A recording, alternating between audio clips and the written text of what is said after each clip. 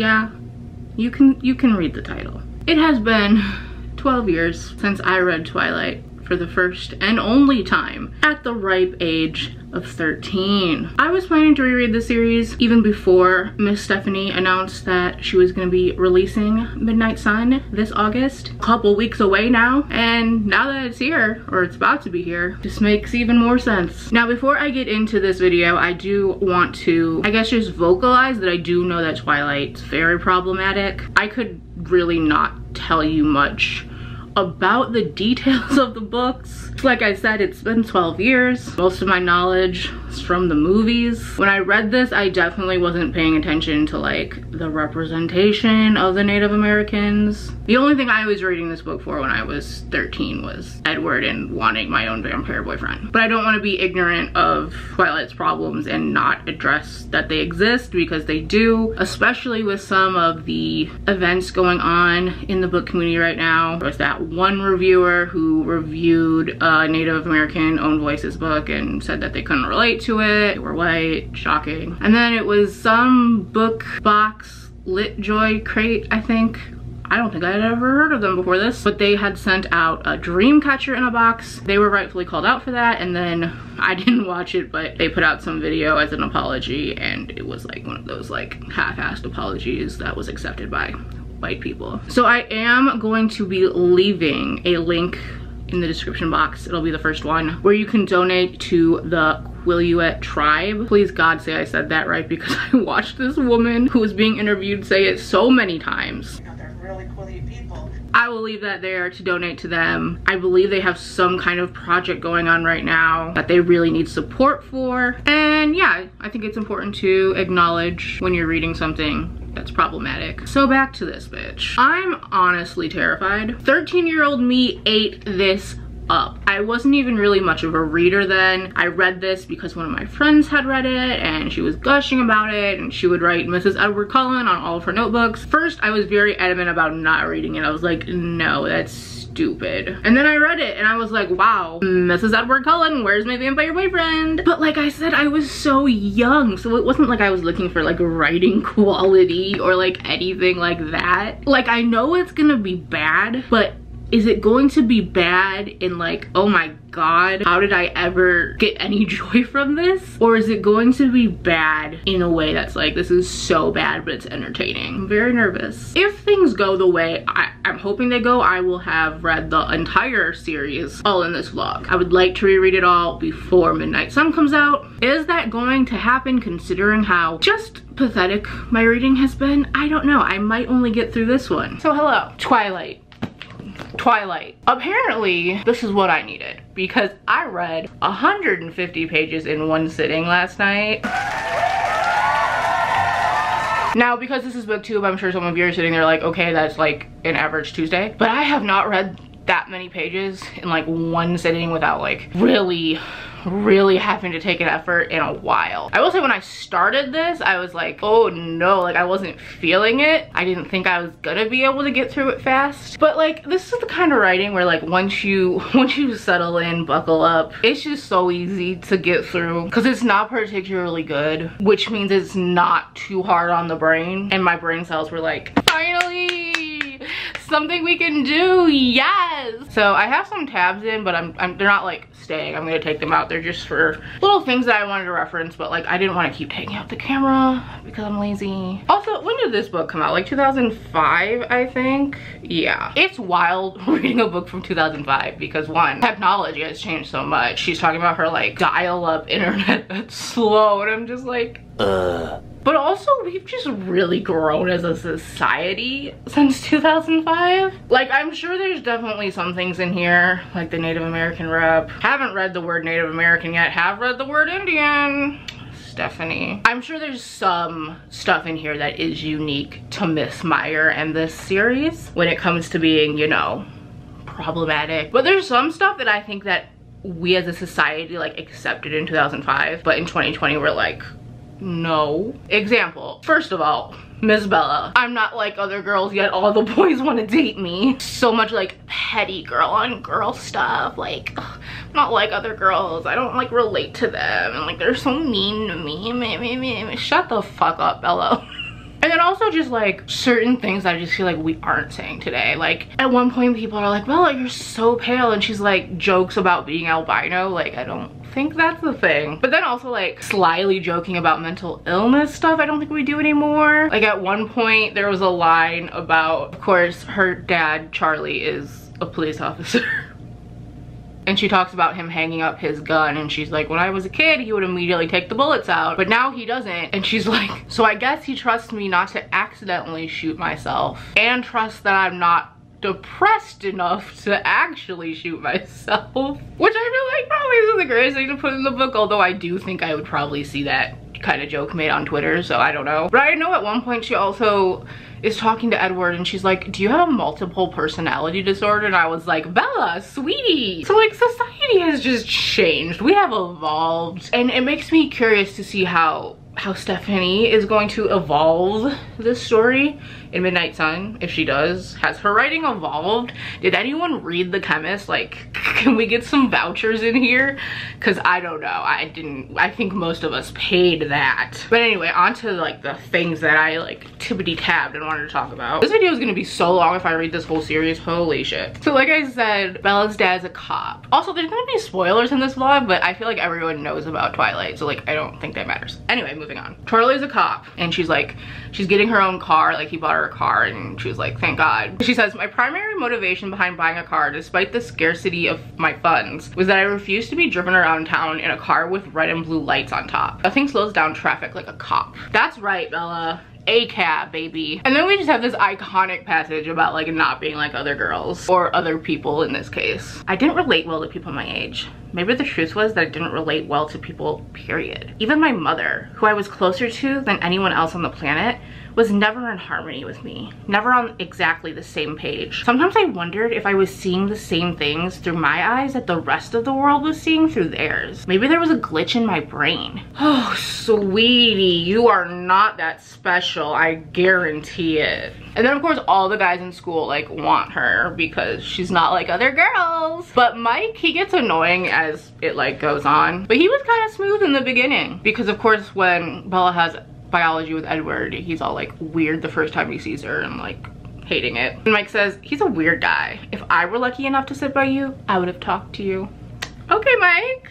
Smooth. And then we're at the point where are talking to each other in biology. First of all, the biology teacher is named Mr. Banner. A science teacher named Mr. Banner. You ain't slick, Stephanie. You ain't slick. And yes, I am now picturing this man as Mark Ruffalo. The teacher's like, so Edward, didn't you think Isabella should get a chance with the microscope? Bella, Edward corrected automatically. Actually, she identified 3 of the 5. Yes, stand up for your girl. He said her name is Bella, bitch, get it right. Then I marked a spot where a 3rd guy asks her to the dance that she rejects, and I'm just like, another.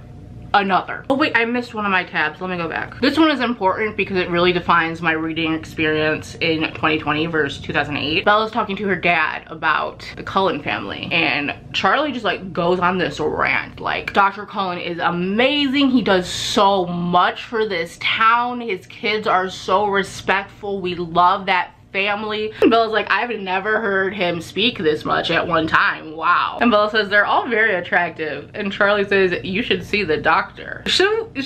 Charlie. So in 2008, I was just like, oh, Bella and Edward, ooh, ooh, where's my vampire boyfriend? And I'm still waiting for my vampire boyfriend, but 2020 has me like, Charlie Swan is bisexual and he has the hots for Carlisle. I will not be taking criticism on this manner. And then we just have that iconic quote by Edward where he says, what if I'm not a superhero? What if I'm the bad guy?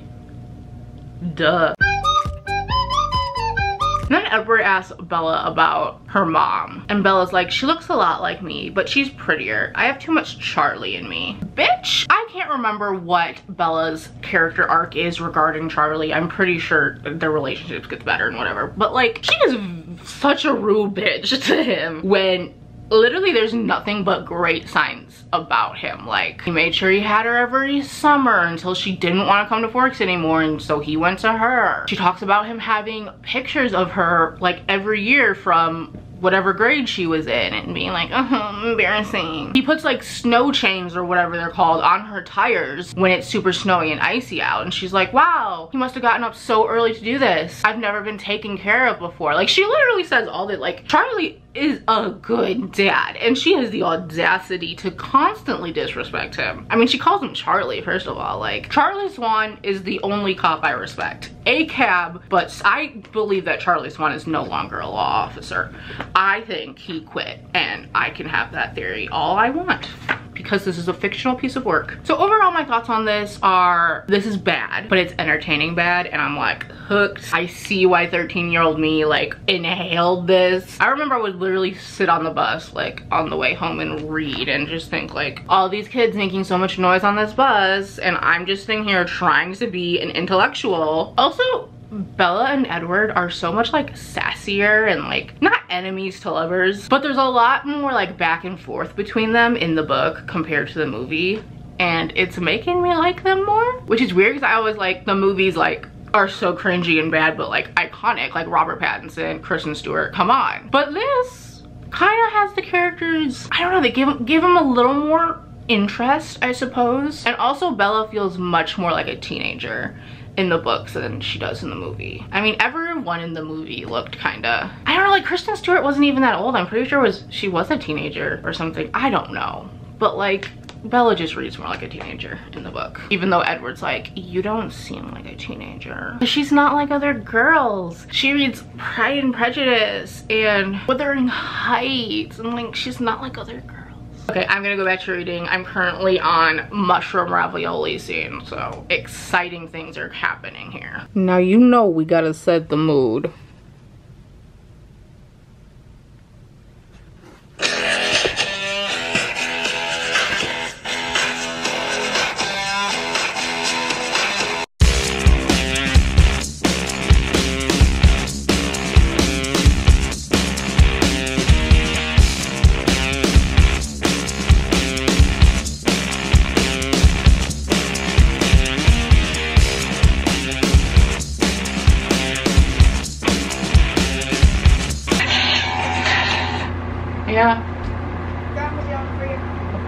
So it's Sunday evening now. One might say we're approaching twilight. And I finished it. The way I got through this so fast. Apparently this was exactly what I needed to read. Now listen, is Twilight objectively a well-written, good story? No. Is it problematic? Yes. Is Bella and Edward's relationship healthy? No. These are all things I fully accept as I tell you that I had such a good time reading this. It brought back so much nostalgia, first of all. Edward and Bella, like, I know it's not a healthy relationship, okay? I'm not realistically wishing for this. But like, where's my vampire boyfriend? It makes you feel something. At least it did for me. I was just like, I was all in my feelings. I was that 13-year-old bitch again, sucking it all up. There's a reason that Twilight became as big as it did.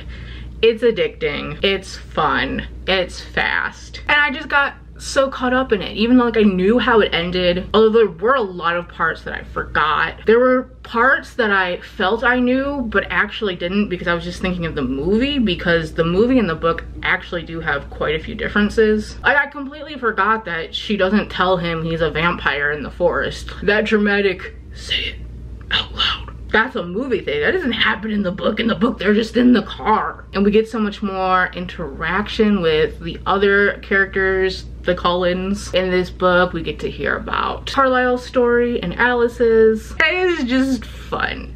It's fun. What can I say? And I'm probably gonna give it 4 stars. It's funny because there's literally like a conversation that has been going around a couple days before this about rating books critically and whether you're a critical reader. And I think a lot of the times I am. But when it comes to something like Twilight, like, I'm not gonna rate Twilight 4 stars and have people being like, oh my god, we should all go read Twilight and think it's the best thing ever. Like, Bonnie's making us think it's like this amazing. No! We all know that Twilight is trash, but it's entertaining trash. It's nostalgic trash. And it gave me all those feelings. Even all these years later, like, I was shocked. I was ready to just cringe the whole time and be like, how did I ever love this? But even in the moments that I was cringing, I was like, I love this. I only had a few other like places I put a tapped on.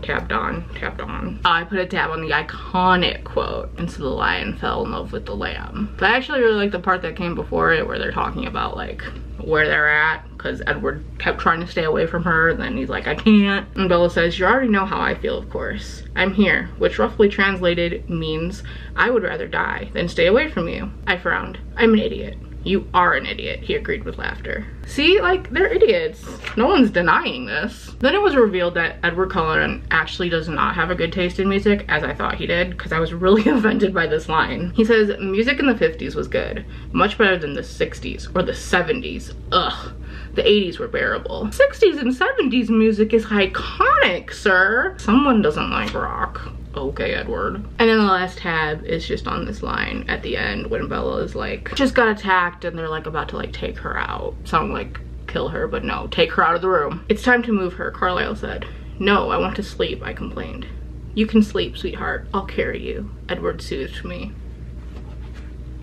Is it so much to ask? So yeah, Twilight. This went way better than I expected it would. It was fun. It was cringy, but it was fun. And there was so much I had forgotten about it. So many places where like the movie overtook my book knowledge. And the characters just read, I don't know, they just read better in the book, I feel. They're very kind of stiff in the movies. I mean, they were iconic, but they were very stiff. And I don't know, I feel like they just have more energy in the book. So next I'll be moving on to New Moon. I'm a little worried how this one is going to go, because at the end of Twilight, when Bella was like going to Phoenix and she wasn't with Edward because they had the plan to lead the tracker in different areas, I wasn't bored necessarily, but I was like, can we get Edward back? And if you've read the series, you know that in New Moon, Edward leaves because he's like, I'm not good for you, so I'm just gonna take myself out of the equation. We get a lot more Jacob. So we'll see if I'm able to get through this one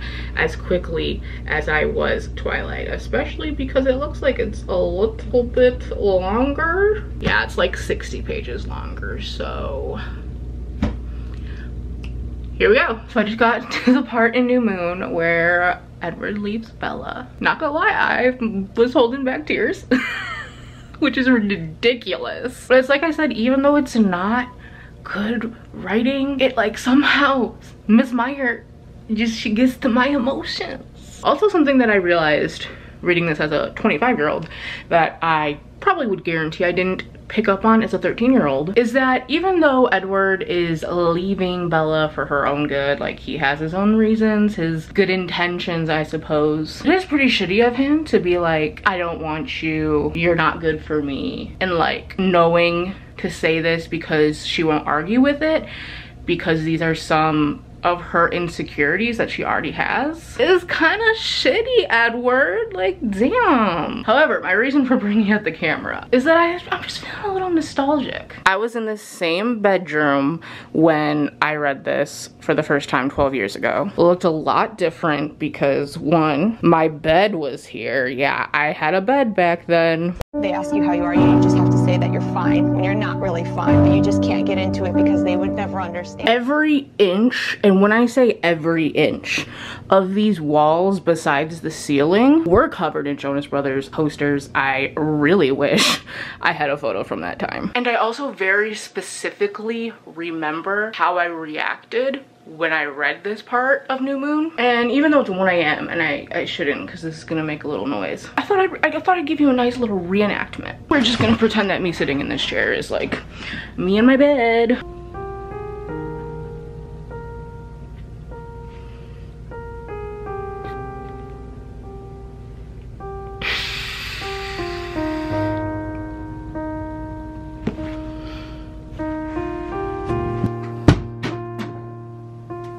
If my family just heard that and are now waking up and gonna come kick my ass, it was nice knowing y'all. We have reached another very iconic part of this book.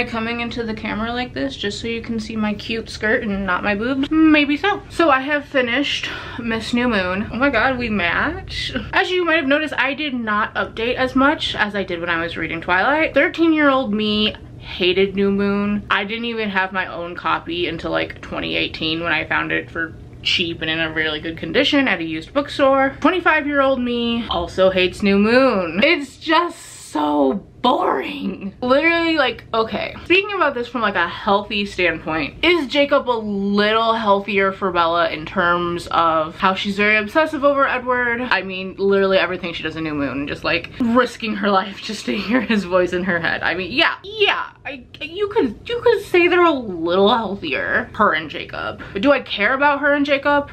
No. And what's super frustrating is like, the audience very much is aware that Jacob is going to turn into a werewolf. Like, I don't think anyone picked this book up, even like when I was 13, and thought, oh, what's gonna happen with Jake? Like, we were told in the damn first book how the legends of his tribe was that they could shift into wolves. Miss Meyer, we know you ain't gonna tell us that and not have it come true. Like, if there are other legends about the Cullens and the Cold Ones are true, bing bang boom, Bella should have known right then and there what Jacob was or could possibly be. But Bella is so dumb that she doesn't realize it until like it happens and Jake is like, I can't tell you what it is, you have to figure it out for yourself. And I'm just sitting here like this dumb bitch. I actually did enjoy learning about the wolves some, like different members of the pack, like Sam and Emily. I really love their relationship and just how everything works. I did enjoy that part. I've forgotten a lot of like the werewolf side of the story because I was only ever super obsessed with Edward. But like learning about how the wolves operate was interesting. However, that doesn't happen for a hot minute. For a hot minute, it's just Bella being sad and her and Jacob like hanging out, not knowing what's going on, and it's just so frustrating. This book could be so much shorter. Like, it's longer than Twilight. It's ridiculous. So the majority of this, I was just reading and pushing through it to get through it because eventually I would say about like 100 pages at the end, obviously we get to go back to Edward. And that I was very interested in. Like, she's running through the square in Volterra trying to get to him before he steps out in the clock tower. That is thrilling, even though I knew it was going to happen. I was still like, oh my god, oh my god. But the rest of this book is so damn boring. Stephanie, I just don't know what she was thinking. Like, one of the tabs that I have in here, let me just talk about it now. They're talking about Romeo and Juliet. That is a giant theme of this book. Like, too much a little bit. Like, Miss Stephanie, we get it. They're gonna have like a Romeo and Juliet situation here. Could you hint at it anymore? But they're talking about it, like, or Bella's thinking about it, whatever, because she keeps comparing herself to Juliet and Edward to Romeo and Jacob to Paris. Deadass didn't know who the hell Paris was, so I'm glad they did explain that, because you think I remember anything more from that. But it says, I was reading too much into this story. Romeo wouldn't change his mind. That's why people still remember his name. Always twined with hers. Romeo and Juliet. That's why it was a good story. Juliet gets dumped and ends up with Paris would have never been a hit. You're damn right it wouldn't have been a hit. So you know what else isn't a hit? The entirety of this book where you consider Juliet and Paris, aka Bella and Jacob. Like, we don't want it. We don't want to read about it. I just don't know why she thought that we were gonna care, because I personally do not care. I honestly don't ever see me rereading this book again. If I do, like if I wanted to do another series reread, I feel like I would just get the audiobook, put her on like 3 times speed, because there's only a few things that happen in this book that affect the series as a whole. Bella becomes friends with Jacob, and Jacob is a werewolf, and the werewolves and the vampires are enemies. Victoria is back and she wants to kill Bella, but the wolves are saving her. Edward thinks Bella is dead and tries to kill himself, but Bella stops him just in time.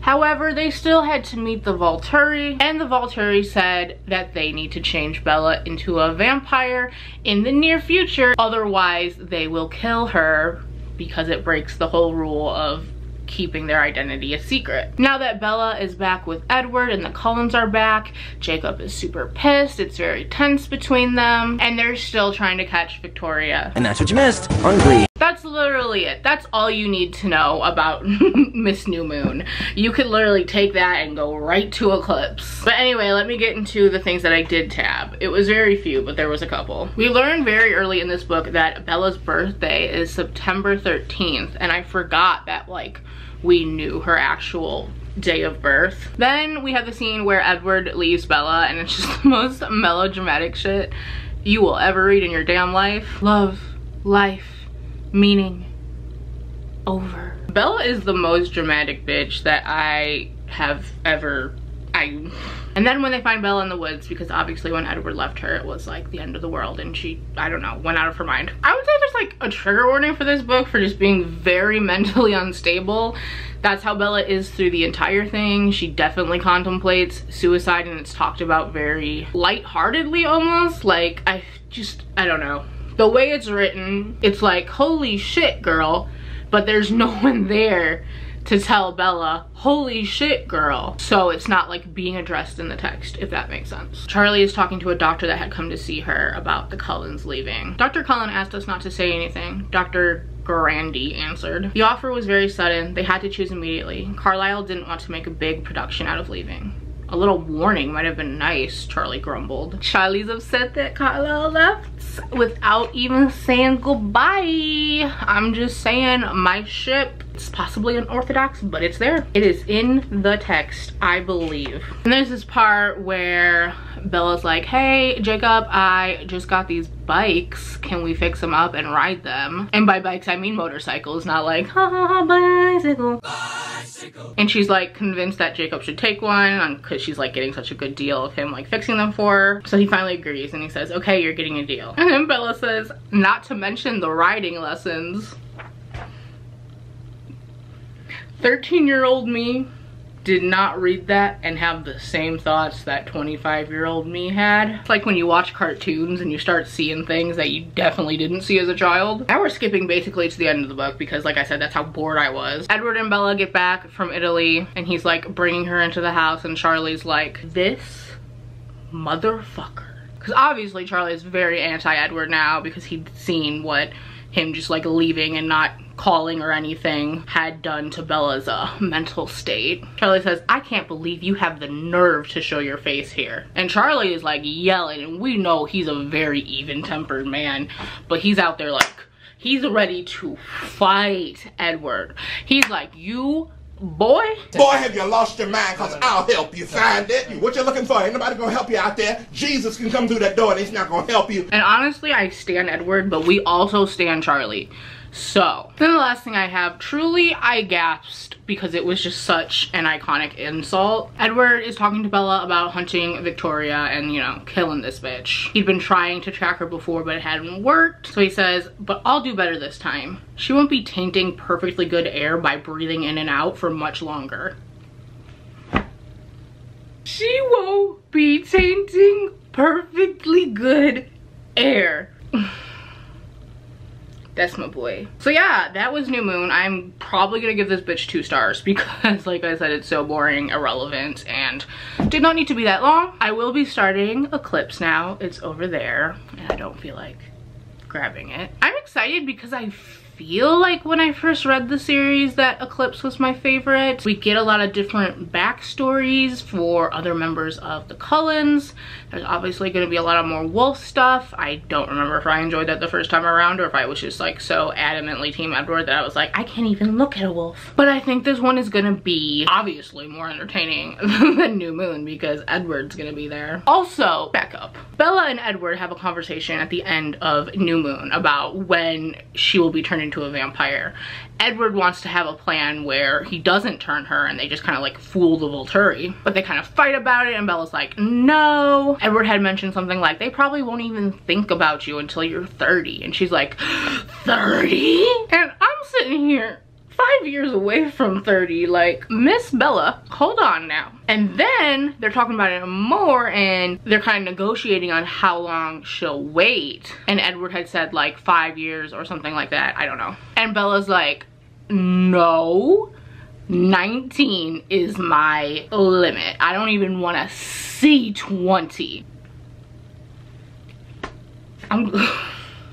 We gonna fight. Making me feel like an old ass bitch where you have a 100-year-old vampire that just looks 17. Anyway, I'm excited for Eclipse. I don't know if they get married in Eclipse or if they get married in Breaking Dawn. That's the thing too. I feel like my memory is most lost on those books. Like, I don't remember the details because those books have so much detail in them about other vampires, other werewolves, the future, and obviously we're gonna be hunting down Miss Victoria, and I think she starts an army, and I didn't remember any of that. But like, sometimes Whitney will mention something and I'm just like, huh? And she's like, you don't remember that? I'm like, no. So it's gonna be a journey, and I'm really excited to read about Rosalie's background because she's a bitch, but I do love her. This is the best day of my life. I've just realized I can stream baseball on my computer, so I can read and watch baseball at the same time and not have to like turn to look at my TV. This is incredible. So, Eclipse, baseball, let's go Brewers. Oh my god, baseball's back. I'm so happy. Here's Hero. In the air to center field, that ball's hit pretty well. Back at the ivy, and Happ makes the catch. Flashes up against the wall.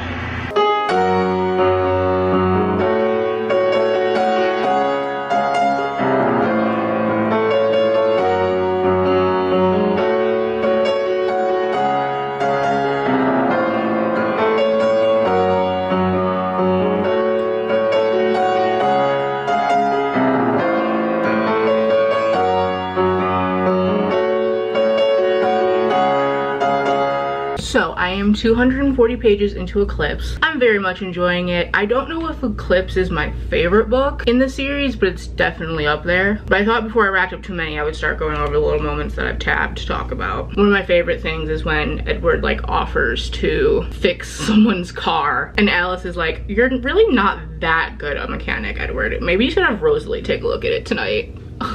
Iconic. Oh, not my camera battery flashing at me. Okay, let's move along. Edward in this book at the beginning is very like territorial and kind of controlling of Bella when it comes to Jacob, because he's like, you will not hang out with him, you will not go there, I will do whatever it takes to keep you away from there. And it's kind of like, Edward, you're not being a man of today's stature. We don't be controlling people, even if you think it's for a good cause. And then Jacob tells Bella that he's not aging as a werewolf. Like, when he's still shifting into a werewolf, he's not going to be aging until that stops for a while. And she gets so mad. She's like, where's the justice? Why is Bella so anti-aging? Like, damn girl. And then truly just an iconic quote. Bella's like, I don't care if you're a werewolf and he's a vampire, blah, blah, blah. And Jacob's like, but I am a werewolf and he is a vampire. And then she says, and I'm a Virgo. I can't stand this bitch, but I also love her. Then I read this quote from Edward, which I love winning, and I'm sure that's how I felt at 13 when I read this. Bella's like a little jealous about these female vampires that were in Tanya's family, which is another vampire that lives like Carlisle and them. And he goes, I prefer brunettes. Brunettes do be winning. Brunettes do be winning. And then there's a point where Bella spends the night at the Cullens' house because Edward didn't want her going over to La Push to see Jacob while he was gone, even though she worked around that. But she's going back to her house and she goes in her room and she's like, weird stuff is missing. I think Alice must have cleaned my room and took some of my stuff. I have to ask her about it. And then Edward comes over and he's like, there was someone here. And so they're all like trying to figure out who it is, and I'm sitting here waiting for Bella to tell them that some of her stuff is missing, but she doesn't do it until later when they're done talking about it. And she says to Edward like, oh, can you ask Alice about my stuff? And I'm like, you dumb bitch, obviously whoever was in your room took your girl. And then the last little thing I have tabbed is when Edward finally, he grows, the growth. And he's like, you're right, I'm not gonna control you. You can see Jacob if you want. If you think it's safe, then I trust you. And they had gotten into a fight, her and Jacob, when he says that quote of, I'd rather you be dead than a vampire. And she had rode her motorcycle back to the Cullens' house, and so it was chilling there. And they go into the garage for Edward to take her to La Push. And she sees a fancy ass motorcycle next to hers, and she's like, the fuck? And he was like, well, if you weren't friends with Jacob and you still wanted someone to ride with, I thought I would do it with you. And I'm like, she kind of hesitates though, and he's like, this is something you do with Jacob. I see that now.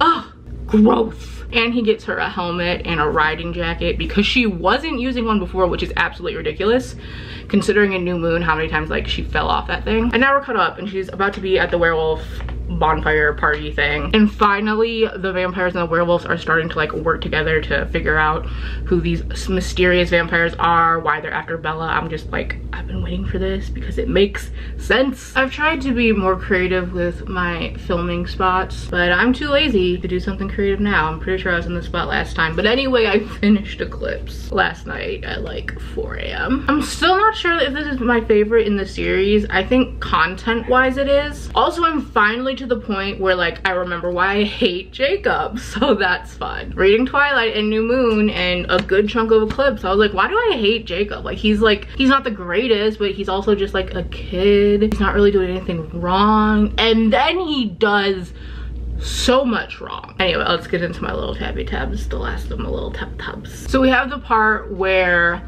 Jasper is telling Bella his story, basically how he became a vampire, the whole newborn army thing that was happening in the South, how he was a soldier in the Confederate Army. We do not see it, but he was talking about how after the high of the newborn armies and everything, how he was still depressed, and he was like, the depression got worse. And I was like, damn, even as a vampire you're telling me depression is a thing? Great. There's no escaping. I would probably be like the one vampire that's like, I'm gonna go see a therapist. And then we get the part where Jacob is the worst. Throughout this book, he's like, Bella. And it's like, fine, he has a crush on her. He thinks he's in love with her, whatever. And he like straight up tells her like, I'm in love with you and you're in love with me too, you just don't know it. Which like, is gross on its own. And then he like decides to kiss her and Bella's like, I see that he's gonna kiss me, and she's like about to say no, and then he kisses her anyway. That's one thing, but she's like trying to get him to stop and he's like not getting it until it says, I grabbed at his face trying to push it away, failing again. He seemed to notice this time though, and it aggravated him. His lips forced mine open and I could feel his hot breath in my mouth. I'm sorry, this is sexual assault. Could you imagine if a character did this in like a book today? Oh my god, he would be dragged to filth. And if the author didn't address it as a problem, the book would be dragged to filth. Like, and I would say this book slightly addresses it, but like certainly not with how it should be. So, and then of course she punches him, which is great, except she breaks her hand because he's werewolf. And what's funny though is Jacob takes her home and she's pissed. And then like him and Charlie, like Jacob and Charlie are kind of like joking about it. And I'm like, that's gross, Charlie. We want to stan you, sir. And now you have some points taken away. But she calls Edward and she's like clearly pissed off. And she's like, my hand, ow, need to see Carlisle. And then Edward says, what did he do? And Bella says, he kissed me. And then it says, all I heard on the other end of the line was the sound of an engine accelerating.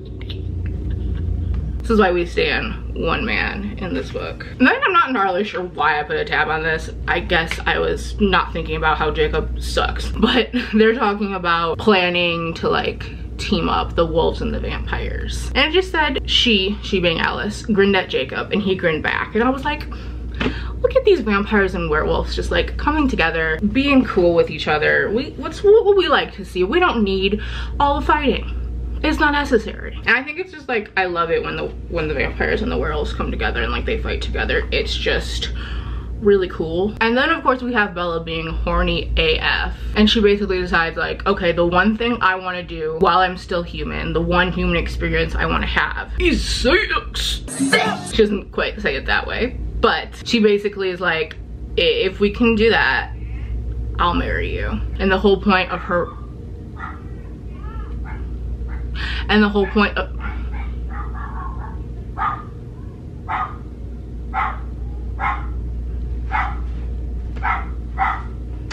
can you shut up? I'm trying to film a video.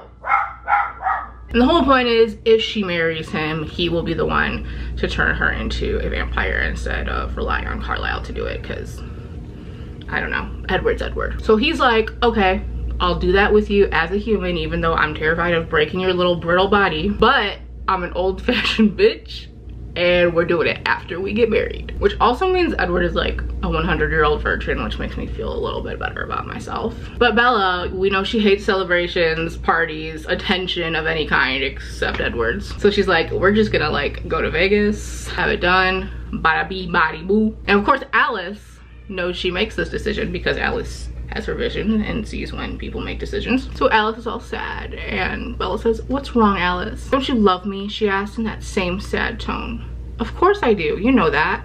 Then why do I see you sneaking off to Vegas to get married without inviting me? And she basically guilt trips Bella into having like an actual wedding. Then we get Bella and Jacob talking about that kiss, and we get a little bit of pushback, like acknowledgement of what Jacob did being wrong. Bella says, I don't count that as a kiss, Jacob. I think of it as more an assault, which it literally was. And then there's that whole scene where they're like camping the night before the big battle is gonna happen with like the newborn vampires that they don't know yet is Victoria's army, even though it's pretty fucking obvious. Jacob and Edward have that conversation while Bella's sleeping. Jacob was like snuggling her because he's very warm and it was freezing. But then after all that, Jacob leaves to like get ready for the battle, and Edward and Bella start talking about their wedding, and they like hear a howl because Jacob was still in like hearing range, so he heard the conversation and was like, oh, she's getting married. And it made Bella feel bad because she's a little bitch. So Edward goes to get him so that Bella can talk to him, and Bella's like,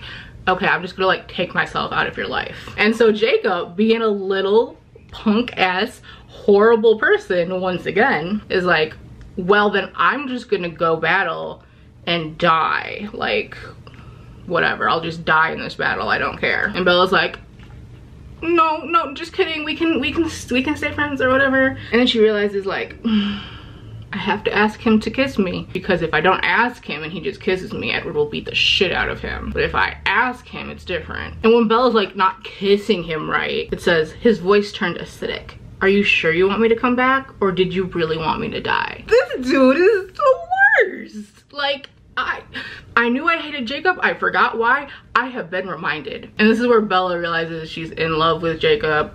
I can't remember if that's real or if it's because of Renesmee, just like Jacob's thing for Bella is because of Renesmee. If you're just watching this with having never read the series, you're like, huh? We'll get to that in Breaking Dawn. Either way, it's gross, but Edward is totally cool about it because, again, we stand one man in this series. Then the whole thing happens where Victoria shows up with Riley, who is like the first little vampire newborn she created. I feel like the movie like shows Riley more. I think like it starts with that, but I can't remember. But she basically comes to where Edward, Bella, and Seth are. Seth is one of the vampires, no. Seth is one of the werewolves, and he's like just there because they don't want him in the battle. And he was supposed to watch Bella, but then Bella was like, Edward, I would rather you stay with me and not fight.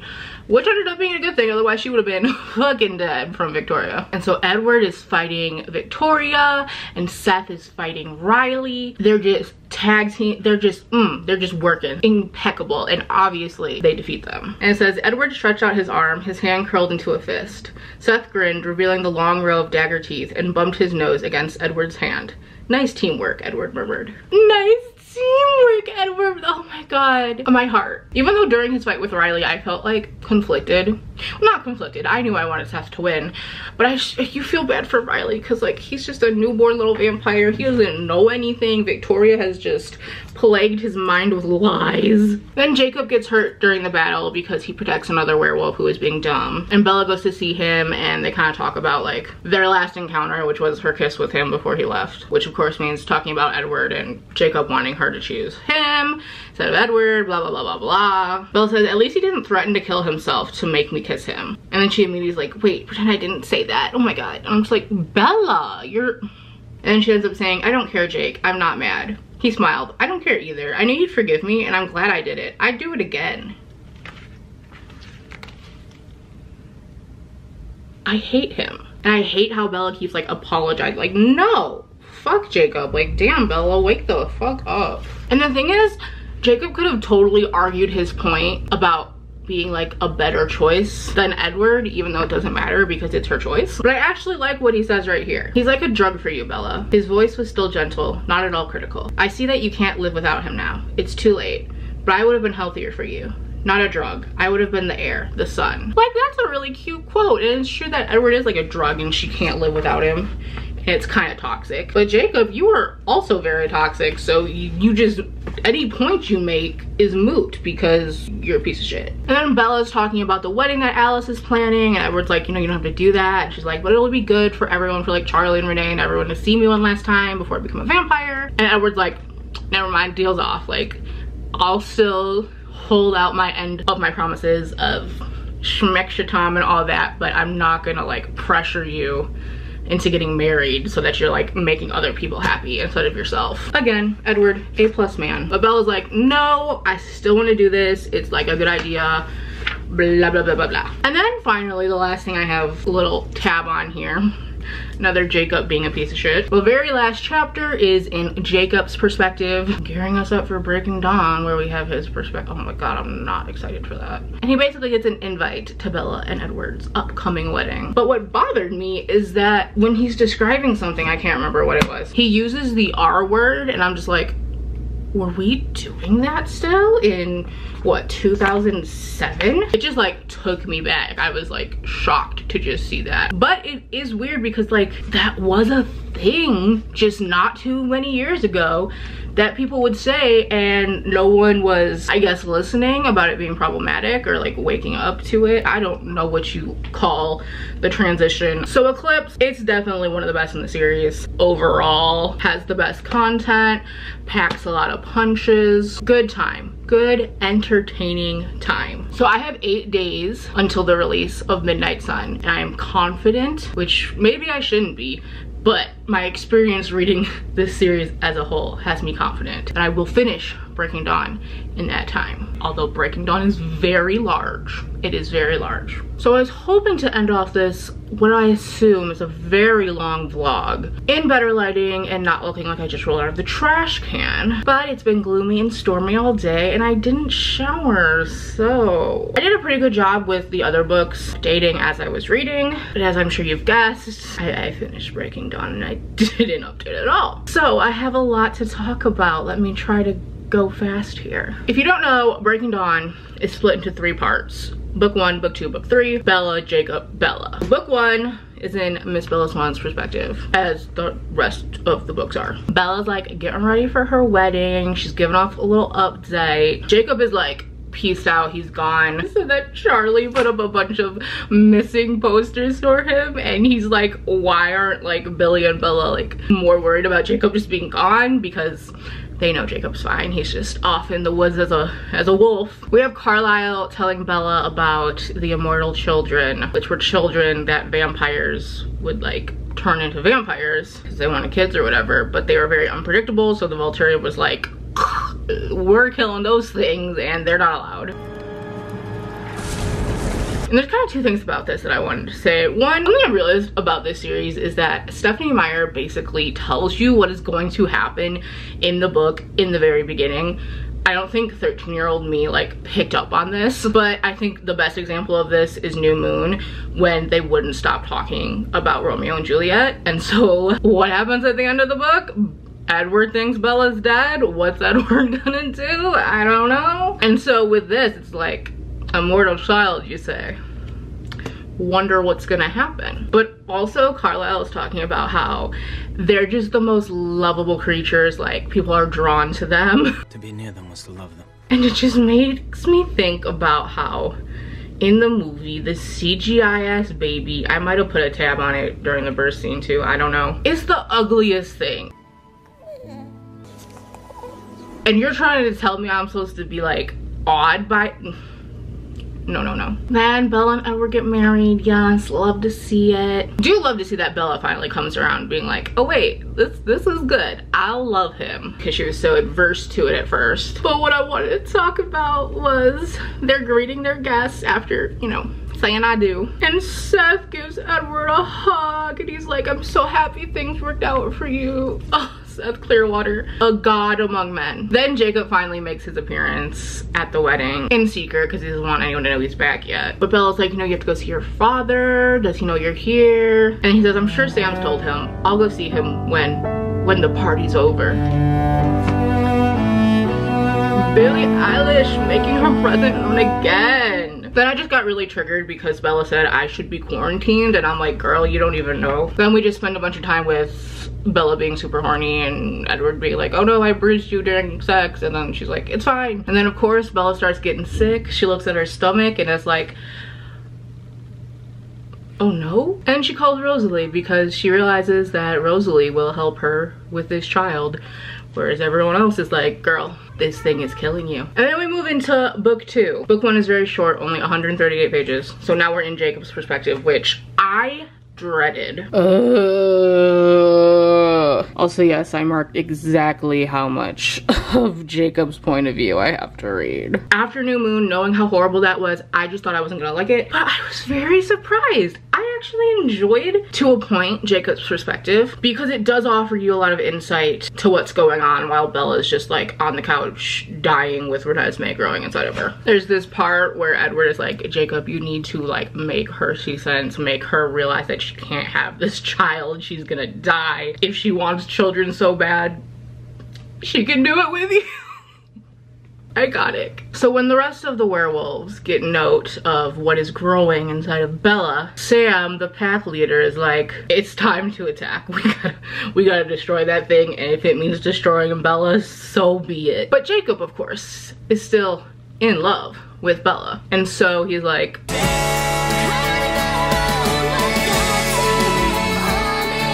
because he has alpha blood in him because of his ancestors, and he's just running away,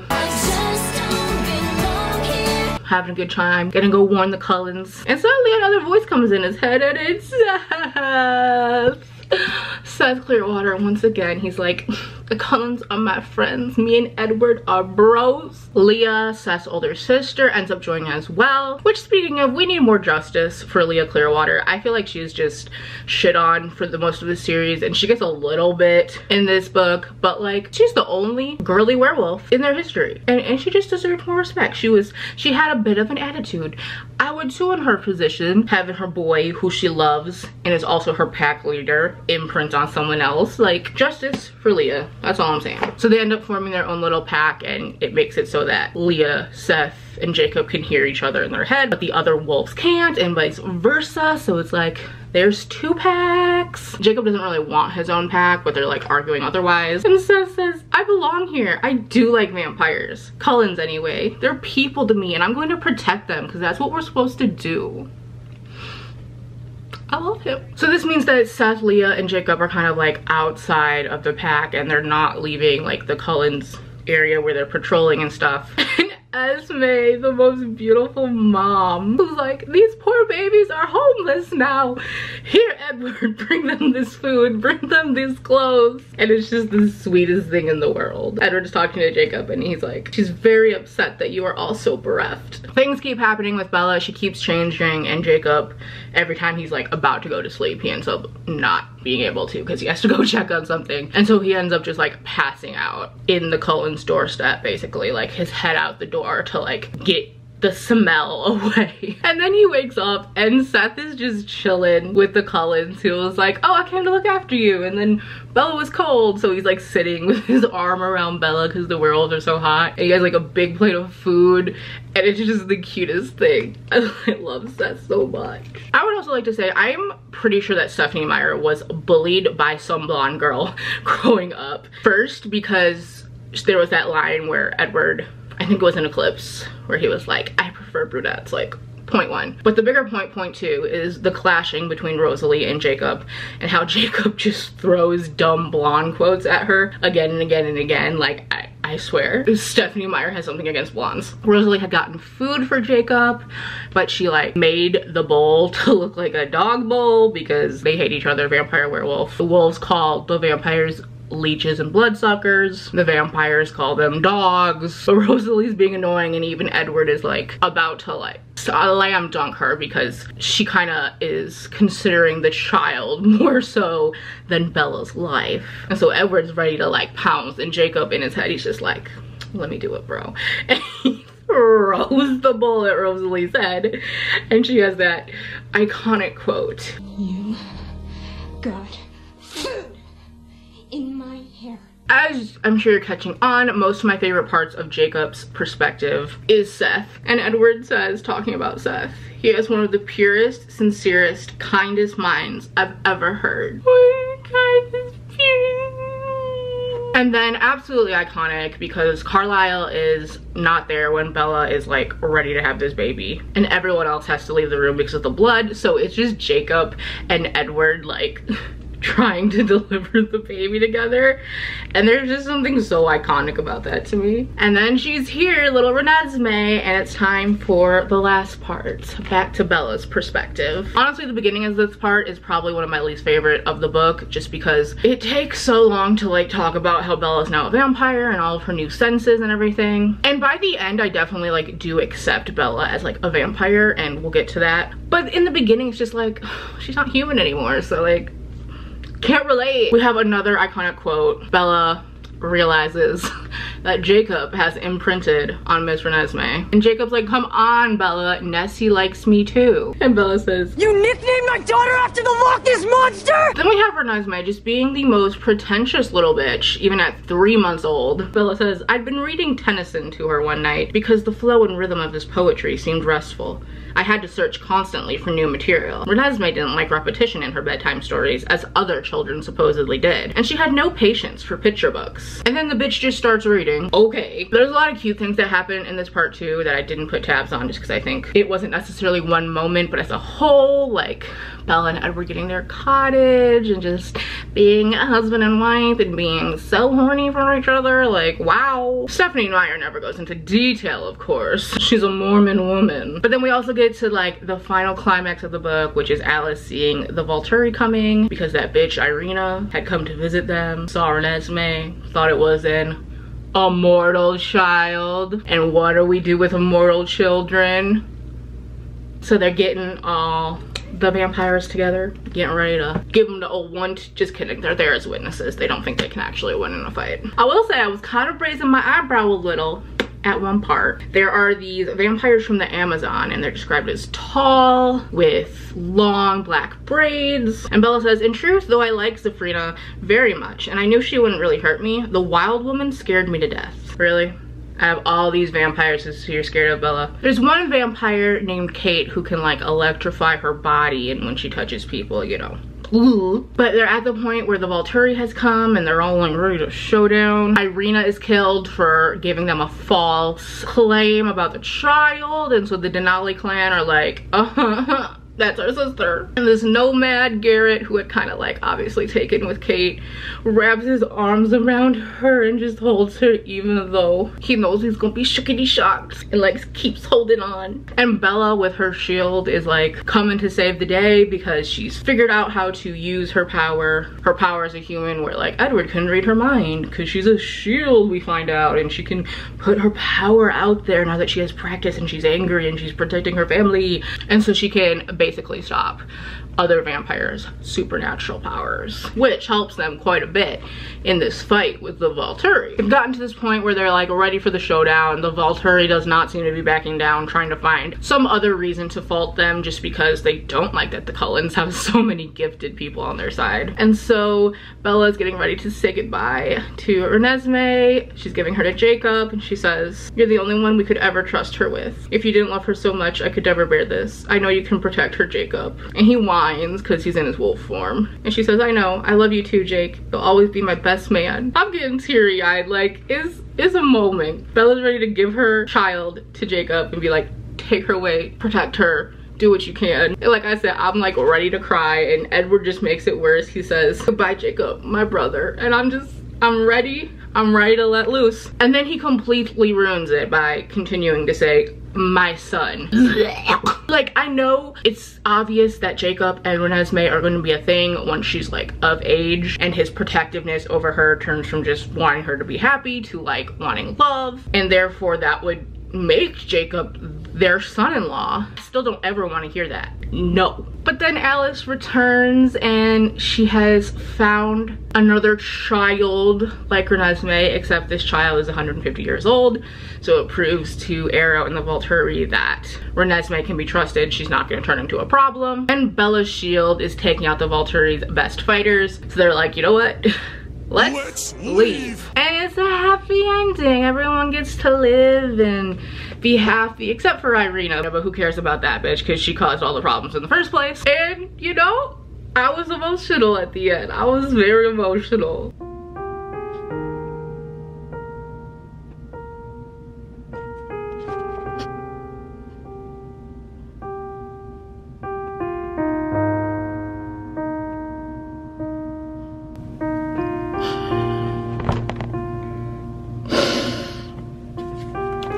I need to remind myself that I have indeed read this book before, but have I? Because I do be crying at the end. I do be crying. There's something very full circle about Bella kind of realizing she's her best self as a vampire and being the one to save the day for once. Edward and Bella are just like, we have forever with each other. And oh, the best part, she like realizes or learns how to take her shield off of herself, so Edward is finally able to read her mind just like he can everyone else, and she goes through all the memories of them together that he never got to see in her point of view. And I'm just gonna say it, I love Twilight. Does it have its problems? Absolutely. Most of which I think I have discussed throughout this vlog. But man, I'm so mad that people, society, got me to like feel like I hated Twilight at one point. Like I had loved it so much, and then there was the big thing like, Twilight's the worst. Oh my god, how could you like that? And it's not like people were being like, oh, these are the problems with it. It was just like, teenage girls love Twilight, hence it's bad. I'm so glad I read this because I had such a fun time. Like, I feel like my 13-year-old self was just validated in a sense. Like, these books are so addicting. These characters. I even ended up liking Jacob again at the end, just because Bella and everyone has accepted him and he's like changed his ways, I guess, mostly because of Renesmee. And you just see everyone come together, all these vampires from different parts of the world, the wolves, and it's just so happy and just like, what can I say? Now I really want to watch the movies, so I might start that tonight, but I also need to get to editing this vlog. Oh my god. Today is Sunday. Midnight Sun comes out in 2 days. I'm sure I will have a reading vlog up for that at some point. But for now, this vlog has come to a close. Thank you so much if you stuck through it, because I just know it's gonna be long. Hope you're having a great day, night, wherever it is where you're at. Thank you for watching. I'll see you in my next video. I love Edward Cullen. I love Seth Clearwater. Seth Clearwater is the best character in this series, and I can't believe I've ever forgotten it. Okay, bye.